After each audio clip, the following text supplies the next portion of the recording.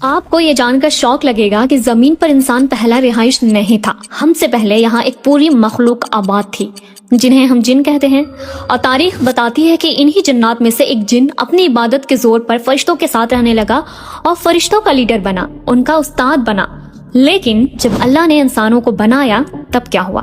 یہ کہانی ہے ابلیس کے عروج اور زوال کی، جسے جاننا ہر مسلمان کے لیے ضروری ہے. ویڈیو شارٹ ہے، پوری دیکھنا. تاریخ اور تفاسیر میں آتا ہے کہ انسانوں کی پیدائش سے تقریباً 2000 سال پہلے اللہ تعالیٰ نے زمین پر جنات کو بسایا تھا، لیکن انہوں نے زمین پر رہنے کے کچھ عرصے بعد بغاوت شروع کر دی. انہوں نے اس قدر خون ریزی اور فساد مچایا کہ اللہ کا غضب نازل ہوا. اللہ نے آسمان سے فرشتوں کو ایک لشکر بھیجا. ان فرشتوں نے باقی جنات کو مار بھگایا اور انہیں جزیروں اور سمندر کی طرف ڈھکیل دیا. لیکن ان جنات میں سے ایک بچہ تھا. یہ کچھ روایت کے مطابق ایک عابد جن تھا جسے فرشتوں نے نہیں مارا. اس جن کا نام تھا عزازیل. یہ عزازیل کوئی عام جن نہیں تھا. اس کے اندر عبادت کا اور اللہ کے قربت کا اتنا جنون تھا کہ کہتے ہیں کہ زمین کا کوئی ایسا کونا نہیں تھا جہاں اس نے سجدہ نہ کیا ہو. اس کی ڈیڈیکیشن اور علم کو دیکھ کر اللہ نے اسے وہ مقام دیا جو کسی کے وہم و گمان میں بھی نہیں تھا. اسے زمین سے اٹھا کر آسمانوں پر لایا گیا. وہ فرشتوں میں شامل ہو گیا، یہاں تک کہ اس کے علم اور عبادت کی وجہ سے اسے معلم الملکوت یعنی ٹیچر آف اینجل کہا جانے لگا.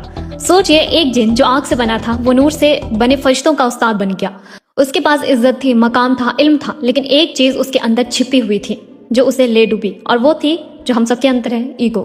پھر وہ وقت آیا جب اللہ نے اپنی نئی تخلیق یعنی انسان حضرت آدم علیہ السلام کو بنانے کا فیصلہ کیا.